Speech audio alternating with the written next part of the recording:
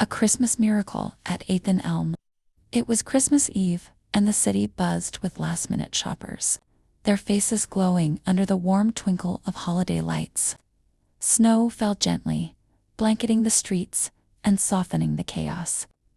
At 8th and Elm, a small, nearly forgotten diner named Margie's Place stood as a beacon of warmth for the weary. Margie, a woman in her 60s with a heart as vast as the ocean, had run the diner for over 30 years. Business had been slow lately, and she'd been debating if it was time to close for good. Still, Margie loved her little corner of the world, where regulars became family and strangers left with more than a full belly. As the clock struck 7 p.m., Margie noticed a boy no older than 10, sitting on the steps outside the diner, shivering. His coat was too thin for the biting cold, and his cheeks were flushed pink. Margie opened the door and called out, "Hey there, sweetheart. You look like you could use some cocoa."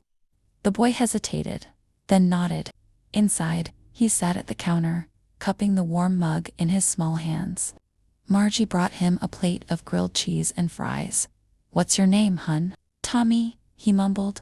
"Where's your family, Tommy?" His eyes dropped to his plate. "I lost my mom a while back. My dad's not around much. I'm staying at the shelter, but I didn't want to be there tonight." Margie's heart ached, but she hid her sorrow behind a soft smile. "Well, you're here now, and your family tonight. Deal?" Tommy smiled for the first time.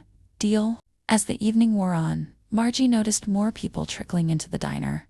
Single parents with their kids, an elderly couple who looked lost, and a young man carrying his sleeping toddler. It was as if the diner had become a magnet for those with nowhere else to go. Margie moved between tables, serving food and refilling cups. She didn't have much, but she made sure every plate was full, every heart warmed. Around 9 p.m., the bell above the door jingled again. This time, it was a group of people Margie recognized, her regulars. They came bearing gifts, groceries, and even decorations. "Margie," one of them said, "we heard you might be closing the diner. We couldn't let that happen without a proper send-off. But it looks like you've got a full house."